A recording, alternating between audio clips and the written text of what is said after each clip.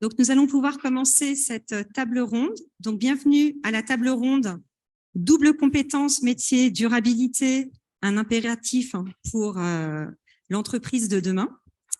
Donc, face aux enjeux sociaux et environnementaux fondamentaux auxquels les entreprises sont confrontées, de nouvelles compétences sont vraiment indispensables à tous les dirigeants et tous les managers, autant pour construire une vision durable que pour intégrer la durabilité dans tous les rouages de l'entreprise. Autour de cette table ronde, nous tenterons d'établir un diagnostic de ce qu'il se passe actuellement dans l'entreprise, puis nous débattrons des conditions de succès d'un plan de formation à la durabilité dans l'entreprise. Donc, je tiens tout d'abord à remercier les intervenants de cette table ronde. Arnaud Herman, que vous commencez à connaître au bout de cette journée, président d'Ecolern. Maxime Dupont, qui est senior manager chez Bartol. Il accompagne les entreprises dans leurs projets de transformation durable sur les sujets de RSE, sur les métiers et compétences de demain, les stratégies RSE et de décarbonation, économie circulaire, labellisation B Corp, organisation, gouvernance et organisation RSE. Je remercie également Nicolas Savier de AXA, qui est chef de projet formation sur les sujets de transformation durable chez AXA France.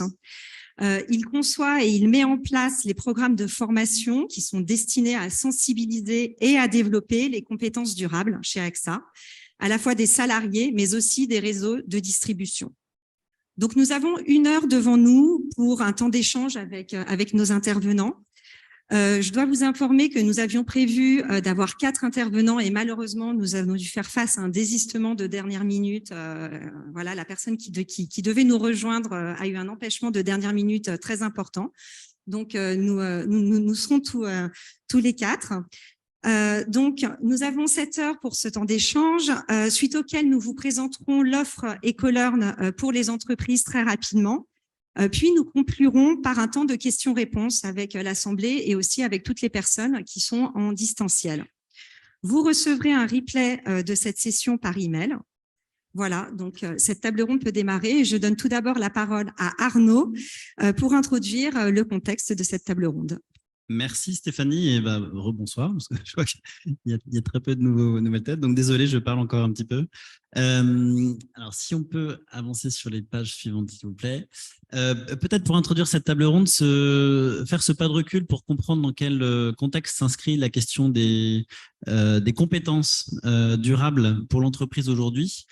Et au risque de répéter ce qu'on a pu dire à la plénière ce matin, on vit vraiment une évolution qui est très importante depuis 3 ans, sous le joug de nombreuses crises qui se sont succédées, empilées, qu'elles soient sanitaires, géopolitiques, énergétiques, climatiques, enfin on peut les multiplier.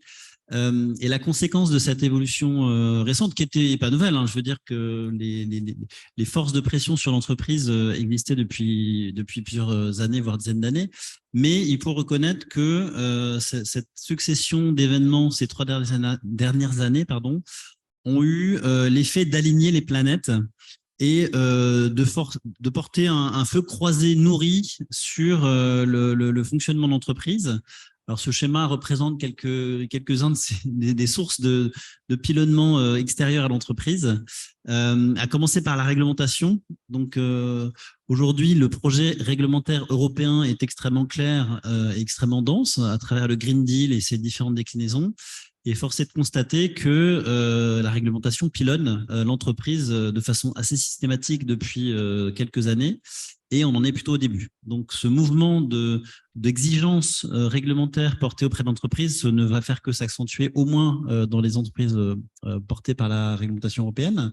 On peut citer les investisseurs qui, sous la prise de conscience renforcée ces dernières années des risques auxquels étaient exposés leurs actifs, leur détention, comprennent qu'il va falloir intégrer de nouveaux critères dans l'appréciation du risque, ces critères étant d'ordre ESG, environnementaux, sociaux, de gouvernance, et donc alignent leurs pratiques dans l'appréciation de ces risques et renforcent la place, le poids des critères ESG dans dans le mécanique d'investissement, voire de désinvestissement auprès de leurs actifs. Alors, je pourrais naviguer tout autour.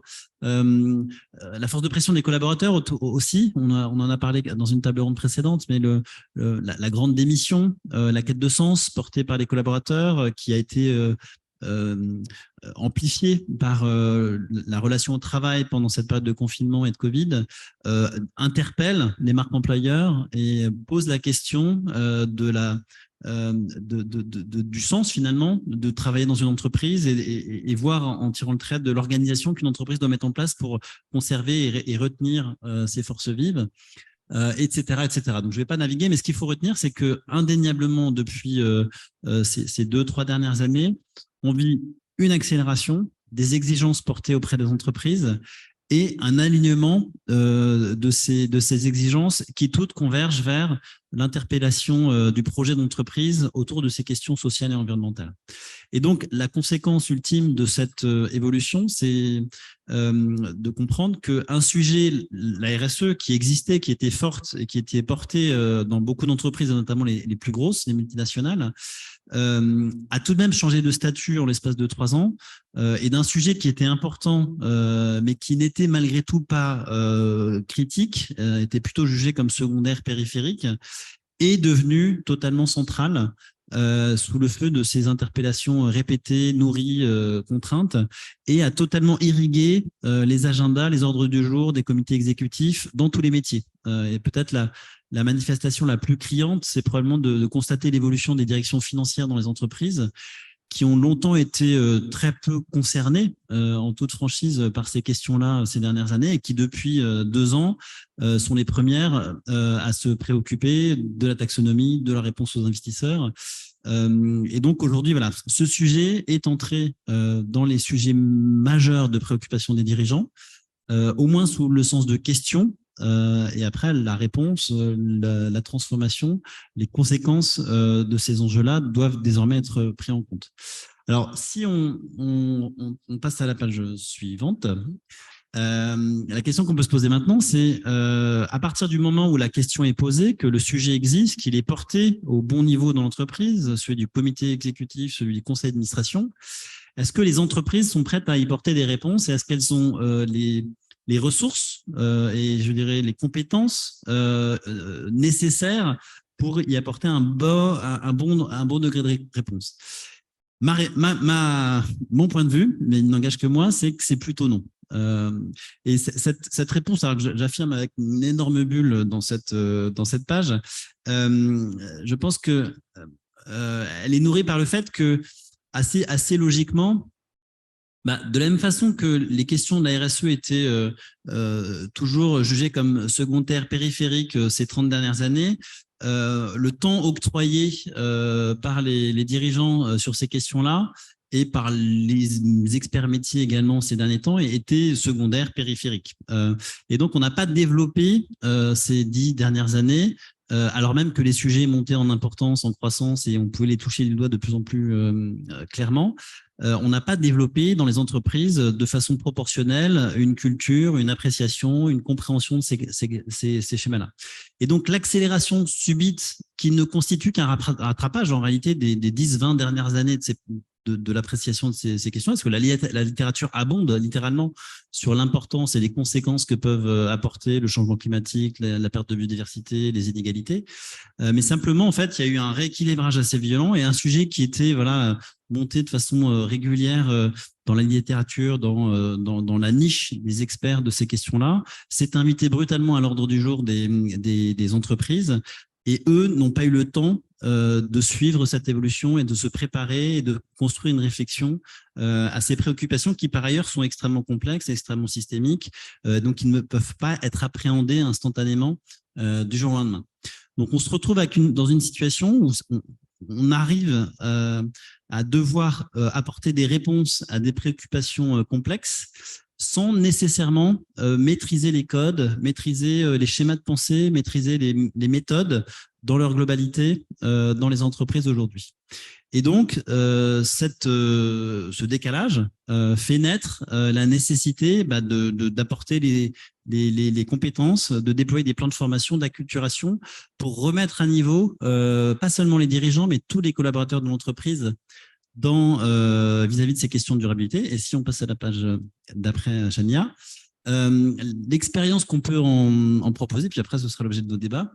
Donc en tout cas, nous, avec les 3 ans de recul chez Ecoleur, on s'aperçoit qu'il y a une courbe d'apprentissage un peu schématique, un peu systématique qu'on observe pour tous les individus de l'entreprise, quelle que soit leur responsabilité, quelle que soit leur expertise, quel que soit leur métier, qui passe par un certain nombre de jalons. Alors le premier jalon par l'observation, c'est que ces sujets-là renvoient à des problématiques purement individuelles, j'allais dire intestinales, enfin de l'ordre du ressenti profond. Donc je sais pas lequel, c'est le cerveau droit ou le cerveau gauche qui gère les émotions, mais c'est celui-là. Le droit, merci. Et donc, le premier obstacle, c'est de s'adresser donc au cerveau droit des individus et leur faire comprendre que voilà, ce sujet-là existe, que parfois, il faut reconnaître que les comportements passés ont pu être à l'opposé de ce qu'il aurait fallu faire pour éviter de se trouver dans des situations où les changements climatiques, enfin, ces problématiques se révèlent. Donc, il y a une phase voilà, d'appropriation, d'acceptation, de refus du déni, voilà, très, très individuel, qui est indispensable. Parce que tant que vous n'avez pas réconcilié et aligné vos pensées avec ces thématiques-là, de toute façon, on pourra vous abreuver d'informations, vous expliquer toutes les rationalités possibles, ce ne sera pas audible. Donc, il est indispensable de s'affranchir déjà de ces obstacles d'ordre émotionnel. Après, les solutions sont multiples. Alors, on parle beaucoup de la fresque, mais la fresque joue un rôle manifestement, enfin, réellement utile, puisque ça peut créer des électrochocs psychiques, de rendre compte de l'importance du sujet. Il y a plein d'autres façons. Ça peut être faire des témoignages en parlant à ses enfants, etc. Une fois que ce déverrouillage du cerveau droit s'est opéré, il faut commencer à parler au cerveau gauche et donc au cerveau rationnel. Et c'est là où il faut rentrer dans une démarche de nourriture intellectuelle, en démontrant qu'on est sur un sujet qui est malgré tout très scientifique, très rationnel, et en particulier les dimensions environnementales sont quasi exclusivement scientifiques. Quand on rentre dans les sujets humains, de gouvernance, on est dans une science un peu plus molle, mais il est extrêmement important d'apporter l'ossature, les concepts de référence, le cadre réglementaire qui existe, dans l'objectif que tout un chacun, encore une fois, dirigeant, expert métier, manager de fonction, puisse comprendre, avoir les clés de décryptage de ces problématiques et ensuite puisse se les approprier dans sa propre activité, dans son propre périmètre de responsabilité. Et une fois que cette deuxième étape est franchie, alors seulement, on peut se projeter dans la mise en action, dans la programmation, dans la construction d'un plan d'action, qui sont des actions assez traditionnelles que les entreprises et les managers réalisent en permanence, mais en exploitant, en utilisant les nouveaux codes, les nouvelles méthodes qu'on aura pu apprendre au préalable, et qui peuvent nécessiter des renforcements et des formations complémentaires ou de l'accès à des méthodes un peu plus sophistiquées. Donc, on a parlé juste avant des ingénieurs qui vont devoir déployer des méthodes d'éco-conception ou d'analyse de cycle de vie. Pour des financiers, par exemple, ça va être de maîtriser les nouvelles normes ESRS qui dictent la comptabilité extra-financière, etc. Donc là, on rentre dans une période beaucoup plus d'expertise où on a besoin d'aller accéder à des compétences nouvelles, très pointues, mais qui font finalement écho au métier, à son métier d'origine. Et donc, tout ça pour dire cette longue introduction, et après, je passe la parole à mes copanélistes, que la manifestation ultime de cette émergence du développement durable dans l'entreprise, c'est d'accéder à cette notion de double compétence. C'est-à-dire qu'on ne va pas changer fondamentalement le métier qu'on réalisait jusqu'à présent, mais chaque métier va devoir apprendre à maîtriser à son niveau les codes du développement durable, les méthodes et les outils du développement durable dans cette dualité métier, sujet de développement durable. Et après, je vous laisse développer. Merci beaucoup, Arnaud. Donc, Nicolas, je vais commencer par me tourner vers vous. De votre point de vue chez AXA, quel diagnostic pouvez-vous établir sur l'état actuel des choses en termes de formation? Donc, comment émerge ce besoin de double compétence, de qui il émane au sein de l'organisation? Et puis, pouvez-vous définir ce besoin, nous dire sur quoi il porte, ce sur quoi il porte? Ok, alors ça fait beaucoup de choses à raconter. Déjà, de qui émerge le besoin, je suis très aligné avec ce qu'a expliqué Arnaud en introduction. Il y a effectivement une notion de temporalité. On a commencé avec les différentes pressions externes, la pression réglementaire évidemment, la pression des clients, des consommateurs, la pression aussi des ONG, de la société civile. Ça s'est traduit ensuite par une stratégie d'entreprise qui a un petit peu évolué et qui impose aujourd'hui de se transformer. Ce qui est peut-être un petit peu... alors, il y a aussi effectivement la pression physique qu'on ne ressentait pas jusqu'à il y a 3 ans et qu'on a commencé à ressentir depuis la pandémie, depuis l'été qu'on a vécu récemment. Et ça, en France, en tout cas, on le ressent de plus en plus. Et puis, ce qui est peut-être un petit peu nouveau aussi, c'est la pression interne des collaborateurs qui, finalement, de plus en plus vont changer à titre personnel et ont besoin d'aligner leurs convictions personnelles avec leur métier, qui vont aussi pousser en interne pour chercher à se développer et faire évoluer leur activité. Donc ça, c'est un peu la partie émergence du besoin. De qui émane ce besoin? Finalement, il vient de plein d'endroits différents. Voilà, c'est assez peu top-down.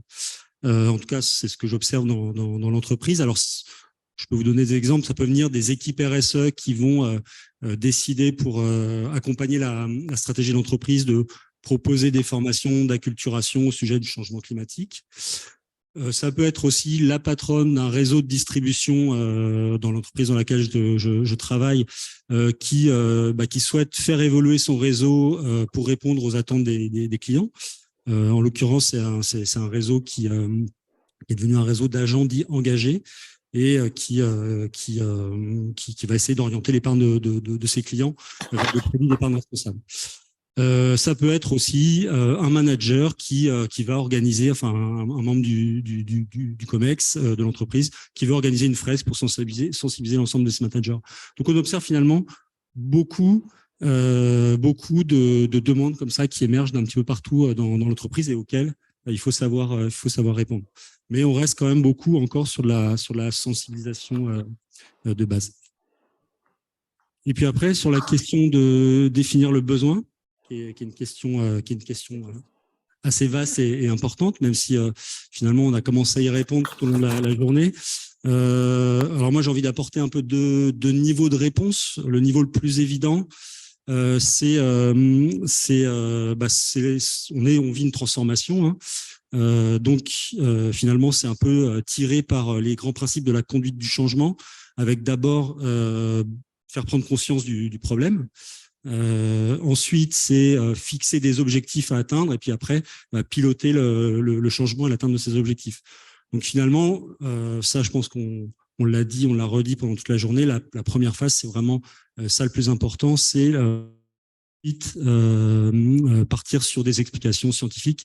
Peut-être qu'il y a une première étape à franchir qui n'est pas forcément simple à mettre en place, de permettre aux gens de réfléchir à nos pratiques, être capable de se remettre en question. Ça, on le fait peut-être pas trop, mais la sensibilisation, c'est la base. Alors, il y a beaucoup de solutions pour se former sur ces sujets-là. Je vais pas reparler de la fresque. Je vais pas reparler de tout ce qui existe. Il y a vraiment beaucoup de choses, ou de ce que fait Ecolearn. Arnaud en parlera certainement bien mieux que moi juste après. Il y a peut-être 2 choses qu'on peut, en tout cas que moi je peux dire sur le sujet. C'est déjà, il faut pas hésiter à y revenir plusieurs fois sur cette sensibilisation. Faire une fresque, c'est très bien. Suivre une formation d'1 heure, 2 heures sur le sujet, c'est très bien. Mais c'est pas suffisant pour que les gens, le niveau de compréhension adéquat et surtout aient envie de passer à l'action. Donc, il faut pas hésiter à y revenir régulièrement. Et puis, il faut aussi avoir en tête que c'est un sujet qui est assez tentaculaire. On entre en général dans la thématique par le sujet du changement climatique. Et puis, finalement, on en arrive à comprendre qu'il y a des limites planétaires, qu'il y a une surexploitation des ressources, qu'il y a des inégalités, etc. Et au final, c'est assez abyssal. Donc, il faut assez rapidement savoir à quel niveau on veut mettre le curseur. En tout cas, c'est un point qu'il faut avoir en tête quand on veut faire la sensibilisation. Le deuxième point, c'est, selon moi, par rapport aux besoins, c'est de s'outiller. Il y a un certain nombre d'outils qui commencent à exister. On a parlé de bilan carbone, on a parlé d'analyse de cycle de vie, on a les ODD, on a les SBT. Donc voilà, il y a un certain nombre d'outils qui existent et à un moment donné, on est obligé de mettre un petit peu les mains dans le cambouis pour comprendre comment ça fonctionne en fonction aussi de ses besoins. Je ne vais pas parler des réglementations, mais il y a ça aussi, comprendre les impacts que ça va avoir sur les métiers. Et puis après, la troisième partie qui est peut-être la plus compliquée à adresser, c'est transformer réellement son activité, c'est verdir son activité. Donc, je suis totalement d'accord et ça, on le met en place dans mon entreprise sur le fait que les métiers vont se transformer, mais qu'il n'y a pas forcément de nouveaux métiers, beaucoup de nouveaux métiers qui vont émerger.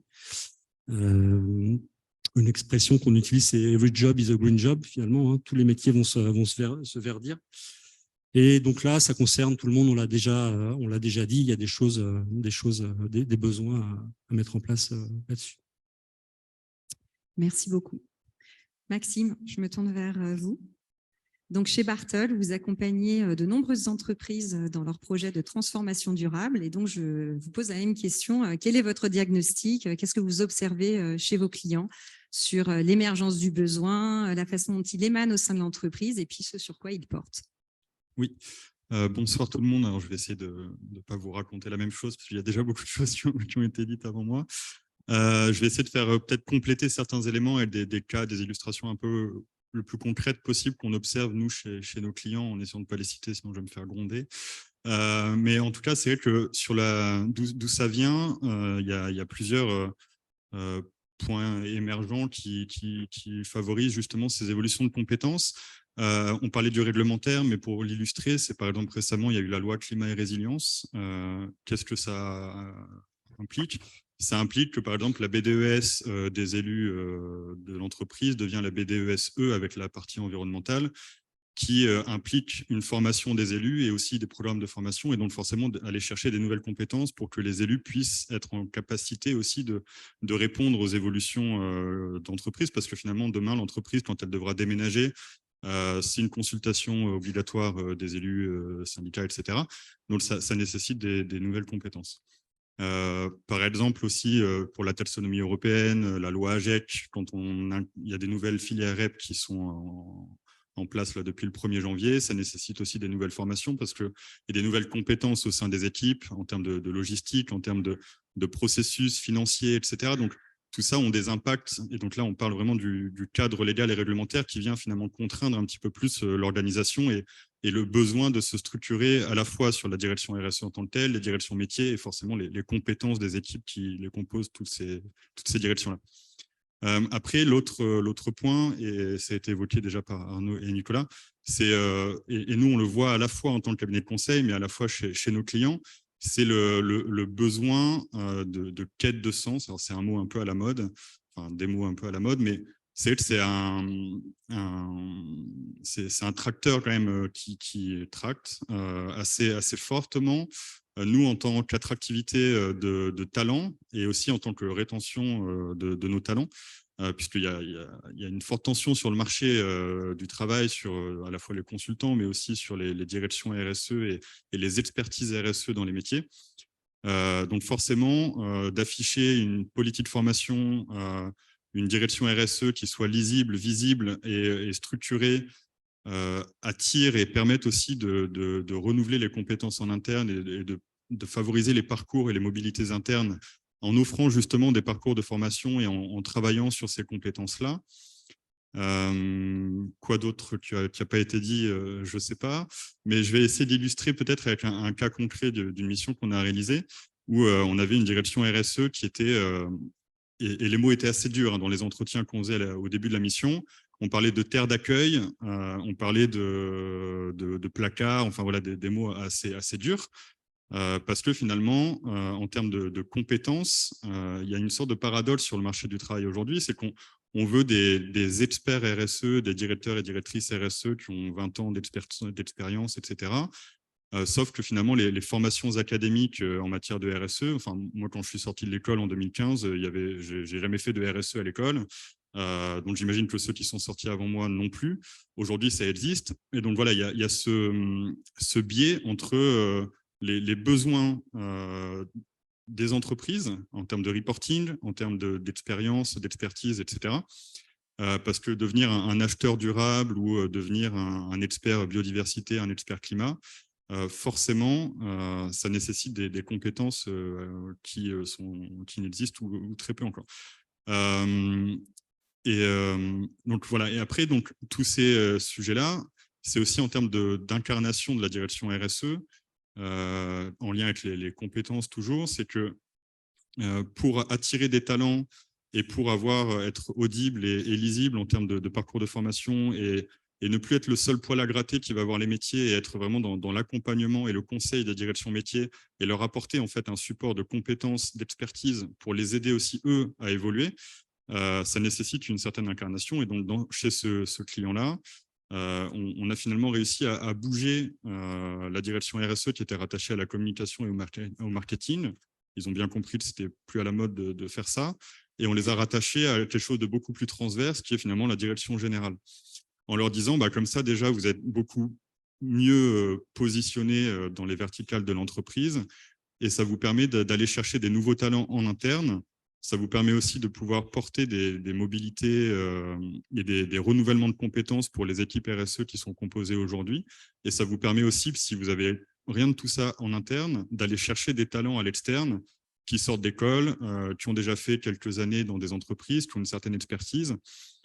Parce qu'en termes de compétences, et je pense qu'on va y revenir après, demain, toutes les entreprises auront des experts biodiversité, des experts gestion des déchets, des experts économie circulaire, éco-design.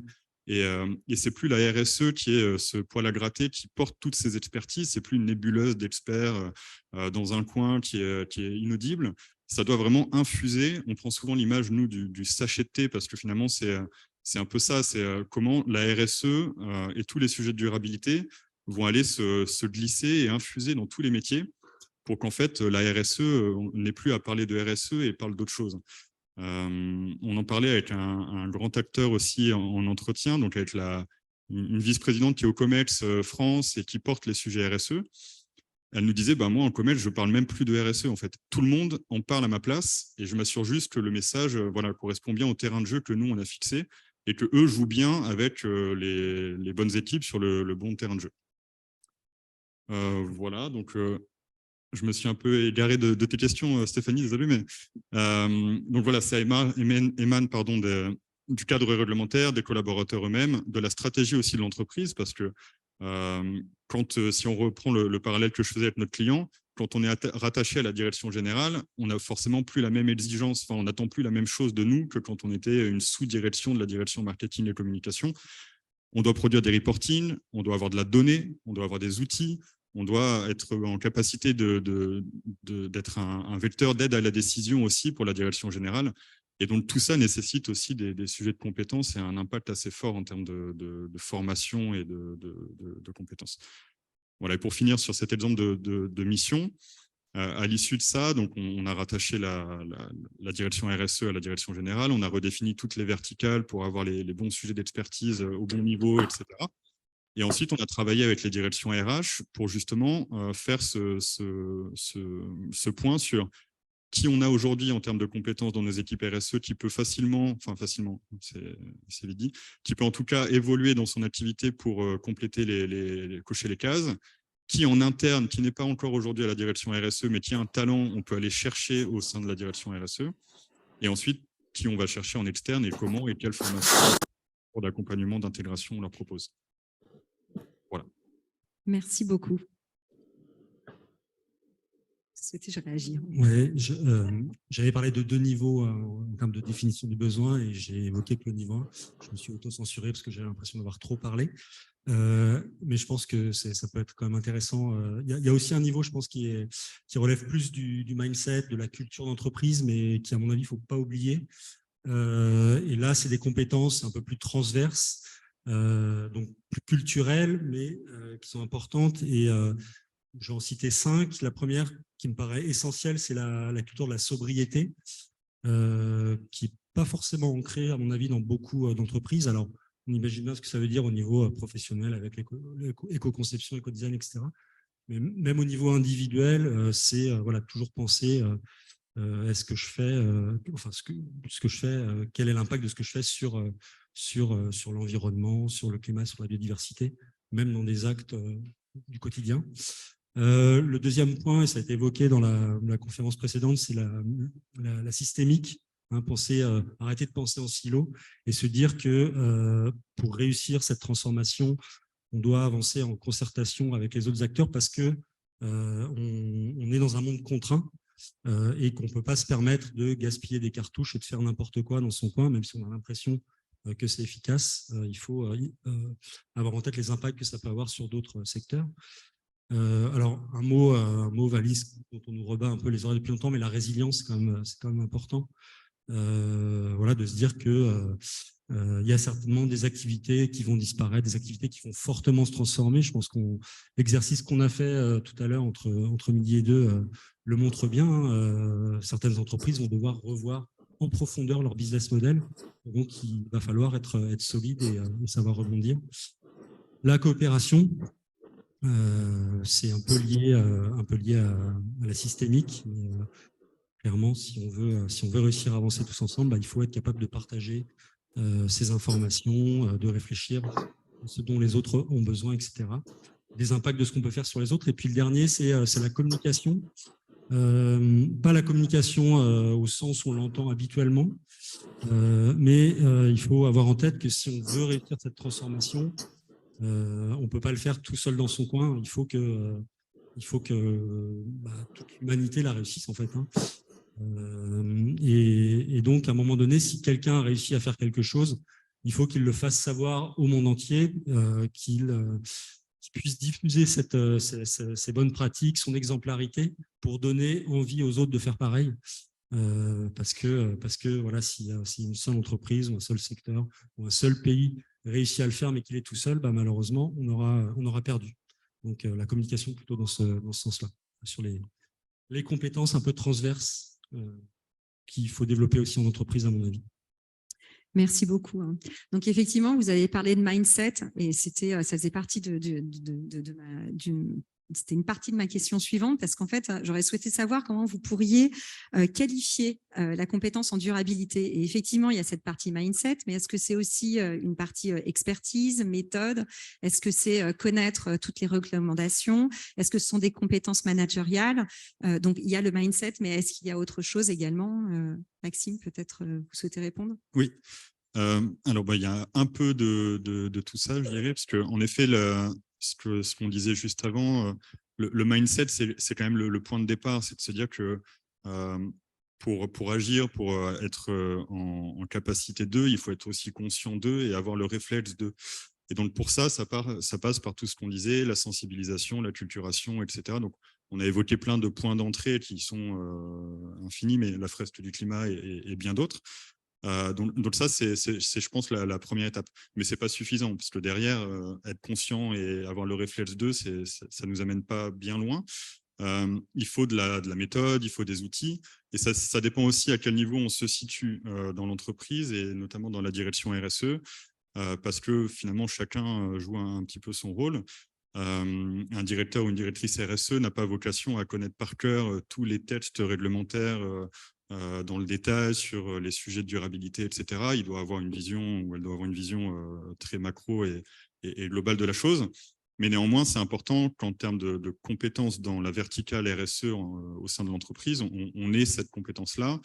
Donc, on a de la veille juridique à faire, etc. Il faut alimenter aussi les différentes directions métiers des évolutions du cadre légal et réglementaire. Pas plus tard qu'avant les vacances, j'étais chez un acteur du luxe où ils n'étaient même pas conscients qu'ils étaient rentrés dans une filière REP. Et je me disais, mais comment votre direction juridique ne vous a pas informé en fait, de ça? Pour moi, c'était lunaire, mais ça existe en fait. Parce que finalement, les directions juridiques ne sont pas non plus formées. Elles ne sont pas en mesure d'identifier ces sujets-là. c'est pas prioritaire, il y a d'autres sujets qui le sont, et donc ça passe à la trappe. La loi AGEC, c'est pareil, il y a plein d'entreprises qui subissent la loi AGEC parce que ça n'a pas été anticipé par les juristes, et donc ils sont en train de se dire comment on va se mettre en conformité à horizon 2023-2024 sur la loi AGEC. Et ça, on en voit nous tous les jours. Donc ça, c'est important. Je rallume juste mon téléphone parce que sinon je vais encore m'égarer. Il ne me reconnaît pas. Désolé, je peux faire une musique d'attente, mais je ne le fais pas bien. Donc après, pour proposer des modèles de rupture, ce qui est important, c'est d'avoir un peu plus d'expertise. Parce que finalement, un modèle en rupture, c'est un modèle qui doit quand même voler en termes de rentabilité. Donc il y a des analyses d'impact à réaliser. Il faut s'assurer qu'on ne part pas dans un truc qui nous emmène où on n'a pas vraiment envie d'aller. Et la résilience, c'est important, c'est un mot, comme le dit Nicolas, qui est un peu un mot valise. Et parfois, on se demande, est-ce que c'est suffisant, en fait, la résilience aujourd'hui? Est-ce qu'on ne doit pas aller un cran plus loin? Donc nous, c'est vrai qu'on utilise des matrices d'analyse, justement, sur tous les sujets métiers en interne. C'est est-ce qu'on est juste à un niveau basique, déjà, c'est pas mal, de conformité? Est-ce qu'on veut en faire de la RSE un peu plus compétitive et donc aller chercher des marchés sur des sujets qu'on aurait identifiés? Et après, en termes d'aller encore plus loin, est-ce qu'on veut en faire un levier transformatif de nos activités? Donc ça, c'est aussi des outils, c'est aussi de la méthode, etc. C'est important. Et la RSE, ouais, je voulais finir juste sur ça. La RSE, son rôle, je l'ai déjà dit un petit peu tout à l'heure, elle doit fournir des outils et de la méthode aux directions métiers. Je vais faire un parallèle, un exemple qui m'a un peu aussi halluciné récemment chez un client. On présentait le résultat de la stratégie de décarbonation. Donc, on avait fait un bilan carbone, on avait une ambition sur la réduction carbone. Alors, on ne parlait pas de neutralité, parce que pour moi, c'est un mot qu'il ne faut pas utiliser. Mais en tout cas, voilà, on avait une ambition carbone.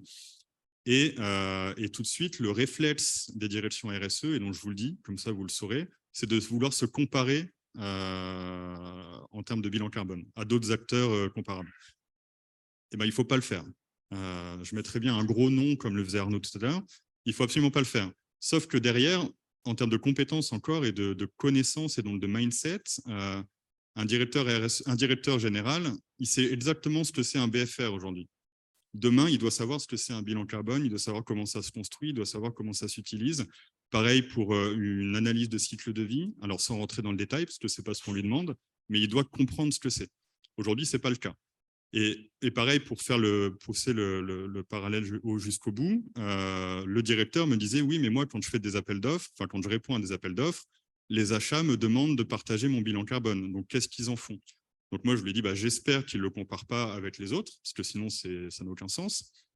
Et pas plus tard qu'avant-hier, j'ai vu un grand acteur français que je ne vais pas citer, qui se targuait justement que les achats, maintenant, allaient un peu plus loin dans l'analyse des demandes RSE dans les appels d'offres et aller comparer les bilans carbone par ETP ou par CA généré. Donc, même les achats, finalement, n'ont pas cette compétence-là alors qu'ils demandent dans leurs appels d'offres. Donc, en fait, on est face à quelque chose qui va un petit peu trop vite parfois. C'est qu'on a des exigences qui évoluent pour plein de raisons qu'on a évoquées, le cadre légal, l'ambition de l'entreprise, la quête de sens des collaborateurs. On veut afficher des messages, mais on oublie parfois qu'il faut pas seulement faire de la sensibilisation, même si c'est déjà très bien, si déjà tout le monde faisait ça, ce serait pas mal, mais il faut vraiment former techniquement de la méthode, des outils pour que les équipes métiers puissent en fait être en mesure d'eux. Et un bilan carbone, ça se compare pas. Il faut insister sur la méthodologie. Il faut parler du scope 3. Il y a aujourd'hui des entreprises qui communiquent sur leur bilan carbone en disant vu que le transport en avion correspond à 60% de mes émissions, je l'enlève du scope quand je le communique. Non, mais dans ce cas, ça ne sert à rien de le faire. Mais il y en a, je vous jure, il y en a. Et donc, nous, on se bat un peu pour ça, parce que finalement, il faut accompagner toutes ces évolutions d'organisation, de compétences, etc. Et c'est tentaculaire. C'est très important de l'intégrer, en fait, parce que plutôt que de lâcher des gens dans la nature et qu'ils parlent de choses qu'ils ne maîtrisent pas et qu'ils fassent des bêtises, même si ça part d'un bon sentiment, en fait, on ne peut pas se permettre de faire ça parce qu'il faut imaginer que demain, nous qui répondons à des appels d'offres, on va enlever le scope 3 parce qu'on a fait un très bon bilan carbone, très fin, très rigoureux. mais on sait qu'on va être au-dessus des autres. Donc, en fait, on va communiquer, on va enlever l'avion, on va enlever ceci, on va enlever ça, et puis cela. Et puis, dès qu'on aura un résultat assez comparable, on va dire, bon, on communique que sur ça. Mais donc, derrière, ça a un impact qui n'est pas le résultat qu'on escomptait au départ. Désolé, je parle trop. Non, pas du tout. C'est passionnant. Nicolas, Arnaud, vous souhaitez réagir? Oui, rapidement. Enfin, je suis de toute façon d'accord avec ce qui a été dit.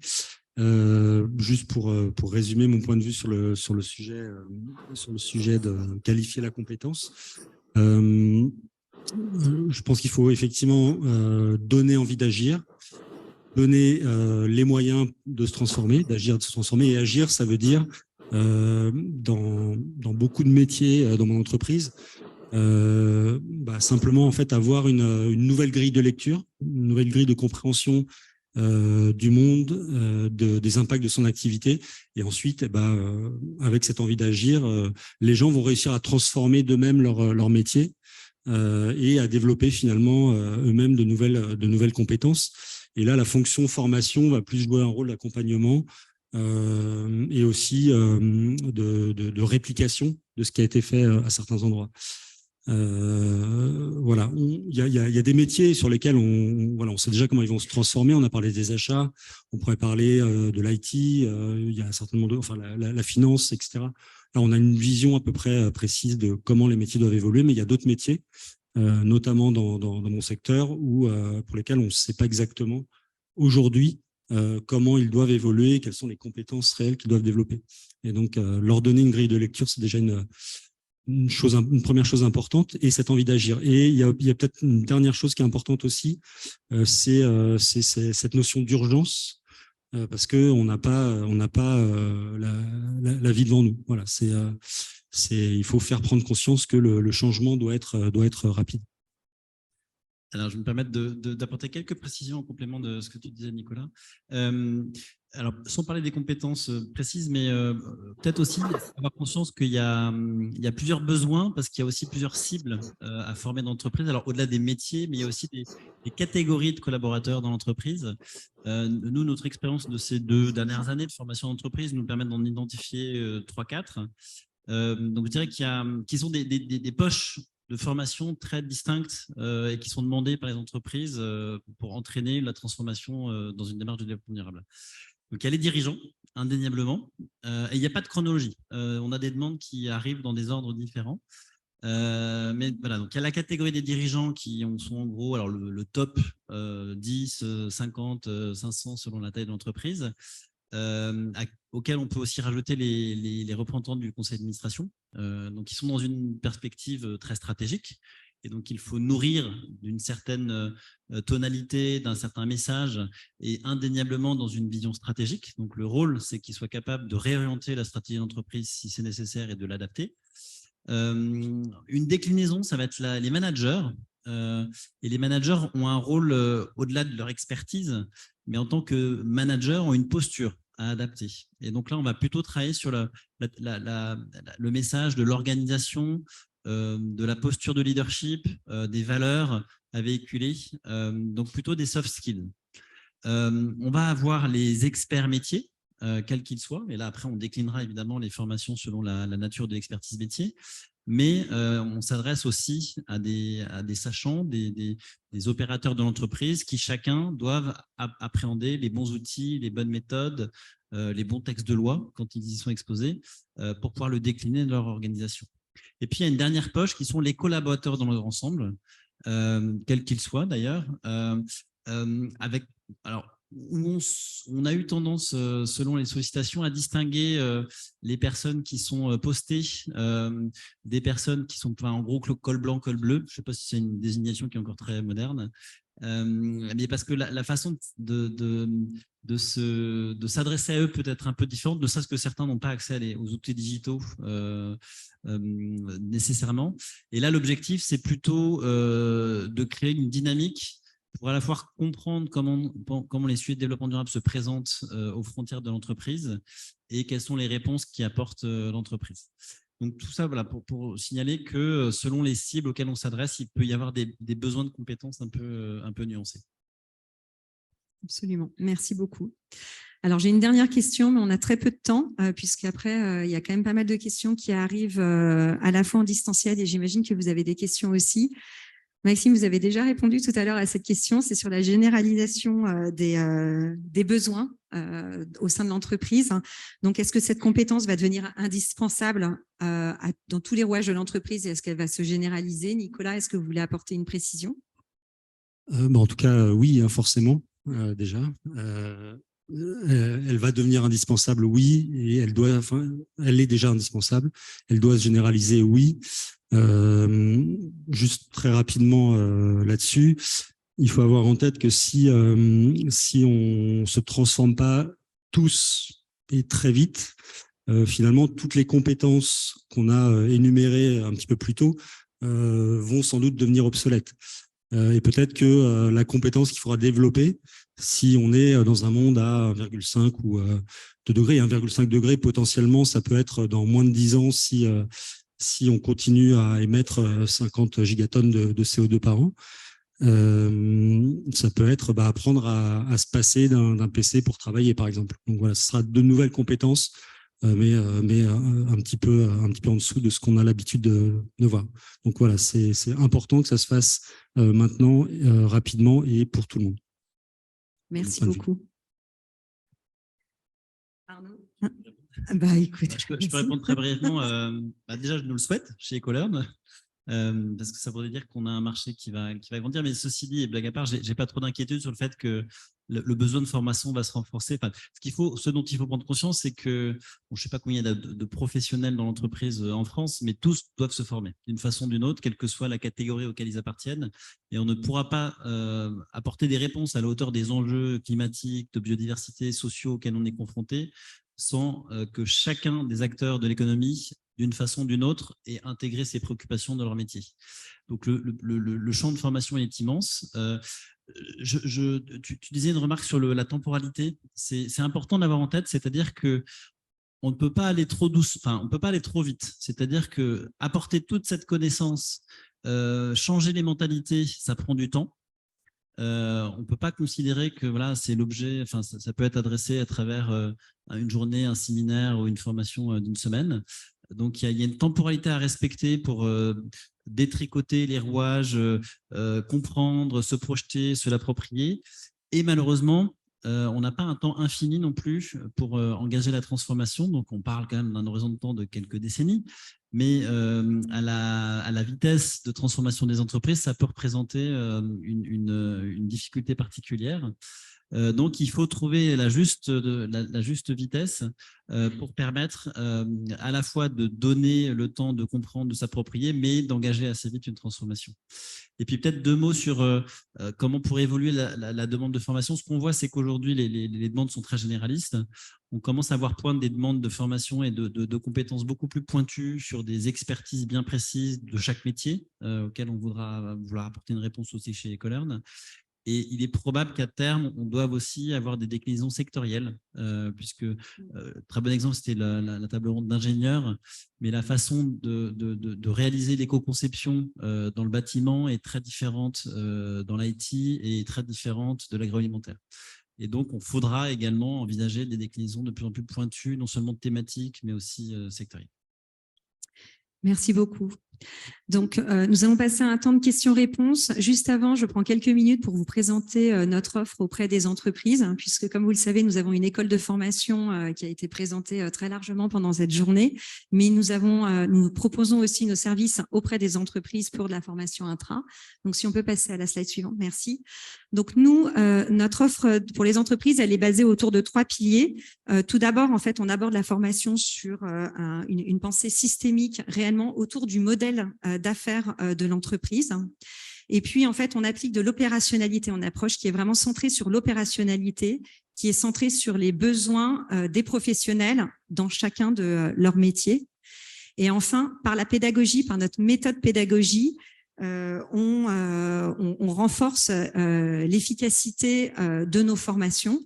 Et donc, je vais vous donner un exemple de la façon dont on aborde principalement les formations auprès des entreprises.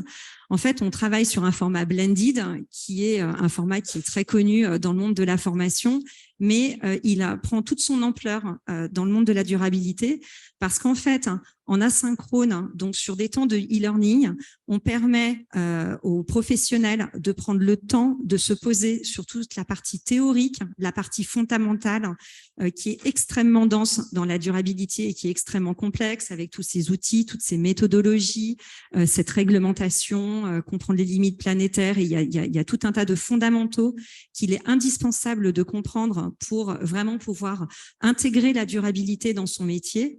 Et puis, par des temps synchrones, soit en présentiel ou en distanciel, là, on aborde cette question d'opérationnalité. On contextualise à l'entreprise, au métier, avec des échanges avec des experts, avec des ateliers et tout un tas de choses qui sont très dynamiques et très interactives avec les apprenants. Et donc, c'est vraiment notre approche qui est basée sur ce format blended.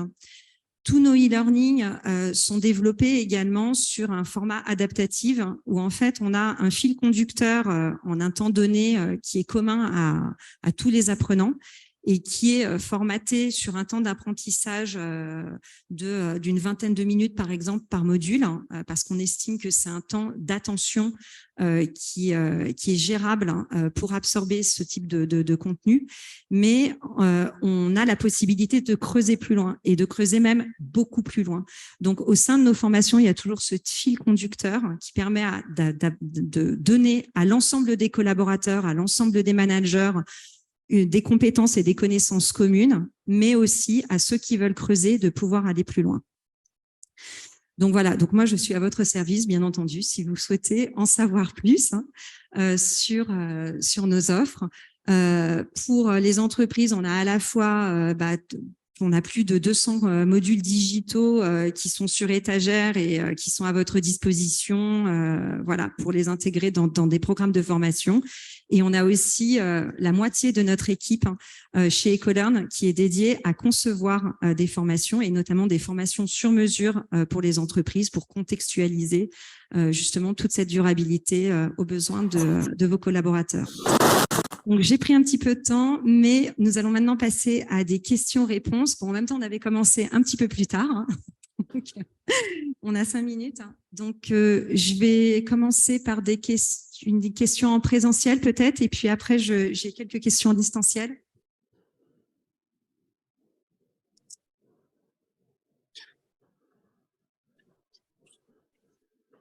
Oui, bonjour.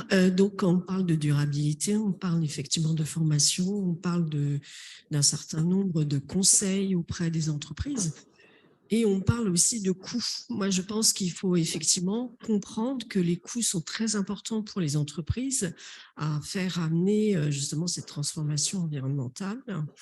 Donc, ma question est de savoir, est-ce que vous connaissez des solutions qui seraient d'aide financière afin d'apporter justement ce type de conseils qui, quelquefois, serait plus facilitateur pour les entreprises afin qu'elles puissent passer à cette transition environnementale? Merci. Je peux apporter ma réponse. Déjà, il y a le CPF. Et il y a beaucoup de formations d'Ecolearn qui sont éligibles, si je ne dis pas de bêtises. Donc, enfin, nous, clairement, chez AXA, c'est un outil qu'on utilise beaucoup. Et puis après, il y a énormément de ressources gratuites qui existent en ligne. Vous avez, par exemple, le MOOC du C3D, qui est extrêmement bien fait et qui permet de se former gratuitement. Donc voilà, il y a vraiment beaucoup de ressources, en tout cas sur la partie sensibilisation, qui existent gratuitement, ou le CPF. Oui, j'ajouterais que sur les dispositifs de financement encadrés, il y a les OPCO qui peuvent apporter une aide de financement à la formation. Après, comme toute démarche, ça a un coût. Et je dois reconnaître qu'aujourd'hui, on l'observe nous, c'est qu'il y a encore un consentement à payer sur des formations autour du développement durable qui reste assez limité dans les entreprises, qui, je pense, traduit aussi le fait que c'est un besoin émergent, avec une offre assez limitée, avec peu d'histoire. Donc, ça traduit aussi, je pense, le fait que les entreprises se saisissent de ces questions-là, les appréhendent progressivement, apprennent à à maîtriser les besoins, l'étendue à représenter. Mais je crains qu'il faille reconnaître, et je ne dis pas ça en défendant ma paroisse, mais voilà, il y aura un effort de formation important à réaliser à grande échelle auprès des entreprises, comme a pu l'être probablement le digital à un certain moment, et encore, je pense que ce sera dans des proportions supérieures. Mais il va y avoir un investissement à octroyer, tant financièrement que humainement, parce que ça va être beaucoup de temps aussi pour mobiliser une partie des équipes. Mais ce temps est nécessaire et on va probablement commencer par… On voit des différences sectorielles très importantes et de façon assez stéréotype, mais les industries, les secteurs d'activité qui sont les plus exposés à des risques prégnants, notamment de consommateurs, sont aujourd'hui ceux qui sont les plus réactifs pour entraîner des démarches de formation et essayer de se préparer à apporter des réponses à ces préoccupations. Merci. Je vais prendre juste une question en distanciel et puis après, on répondra à votre question, madame. Donc, une question en distanciel. En tant que consultante en stratégie d'entreprise pour les TPE et les PME, qui devrais-je approcher en priorité, les dirigeants ou les managers? Celui qui valide les budgets, donc je dirais les dirigeants. Même si… désolé pour la… Mais je pense qu'en effet… le point d'entrée manager est intéressant parce que finalement, d'aligner déjà un discours avec les managers, ça permet d'être un peu plus audible auprès des dirigeants. Mais in fine, c'est quand même le dirigeant qui doit être dans son mindset, comme on disait tout à l'heure, de vouloir enclencher quelque chose. Et donc, c'est pour ça que parler aux dirigeants, c'est quand même plus impactant et on a plus forte chance de réussir à convaincre directement un dirigeant. Parce que s'il n'est pas convaincu, il ne le fera pas. Et donc, on a beau avoir convaincu les managers, si le dirigeant ne l'est pas, et donc je reviens au sujet du budget, en fait. Mais voilà, pour moi, c'est le point d'entrée essentiel. Merci. Madame, vous aviez une question? Oui, bonsoir. Moi, je souhaitais rebondir sur la question de la dame tout à l'heure à laquelle vous avez répondu. À un moment, on n'est plus sur une question d'enjeu économique, on est sur une question de survie. Il ne faut pas l'oublier aussi que les entreprises qui n'ont pas encore compris ou dans les quelques années qui viennent ne prendront pas ce tournant, n'auront plus de viabilité existentielle et potentiellement menacera la viabilité de tout le monde sur notre terre. Donc, il faut aussi remettre les enjeux économiques à leur place. Et il y a un paradigme aussi à comprendre à ce niveau-là, je pense, pour certaines entreprises. C'est pas vraiment une question, mais je vais apporter un commentaire. Oui, vous avez raison dans l'absolu, mais la réalité, c'est qu'aujourd'hui, les entreprises ne raisonnent pas comme ça. Donc aujourd'hui, les entreprises sont tenues par les règles traditionnelles de conduite des affaires et le critère de la financiarisation est important et on met au regard de dépenses des retours sur investissement. Et aujourd'hui, en toute objectivité, à part des secteurs extrêmement critiques sur lesquels il y a une perception du risque élevé et la nécessité d'engager une transformation ou une pression d'investisseurs réglementaires extrêmement forte, aujourd'hui, dans le logiciel traditionnel des entreprises, le retour sur investissement des formations sur ces questions-là n'est pas jugé suffisamment critique pour engager immédiatement et à grande échelle un plan de formation.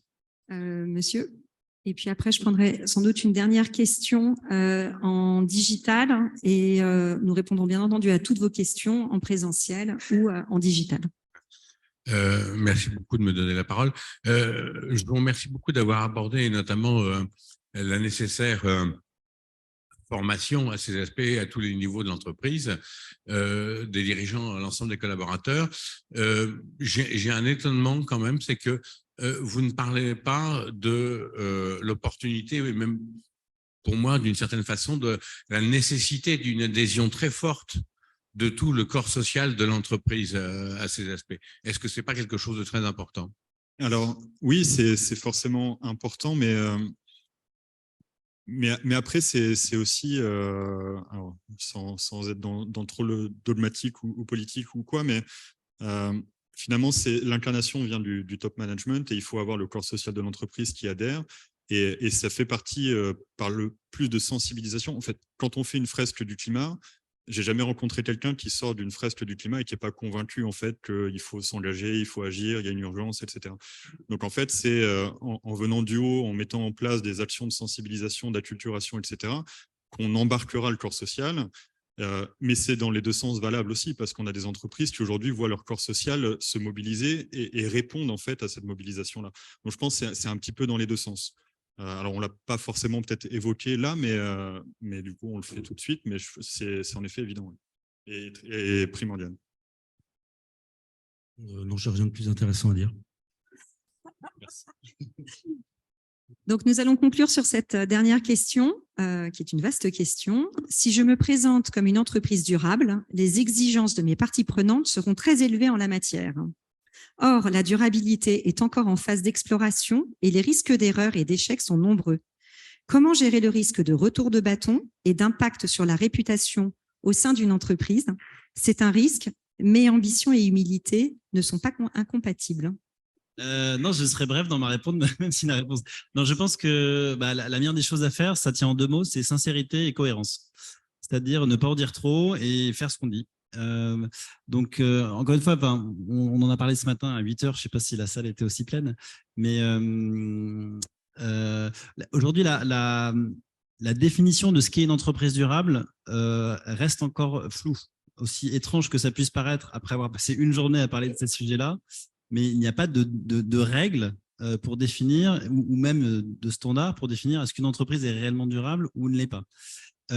Et donc, je pense que toute démarche qu'entreprendrait une entreprise pour aller dans cette trajectoire de durabilité doit se faire avec beaucoup de modestie, beaucoup de réalisme, de l'ambition, indéniablement.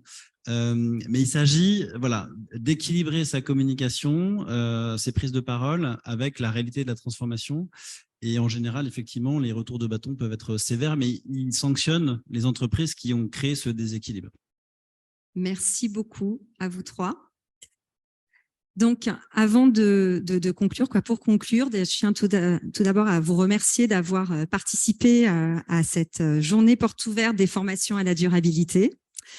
Donc, comme vous le savez, les réjouissances continuent. Nous avons tout d'abord la remise de diplôme de nos alumni, qui sera suivie par les bougies de 3 ans d'Ecolern qui seront soufflées par nos cofondateurs.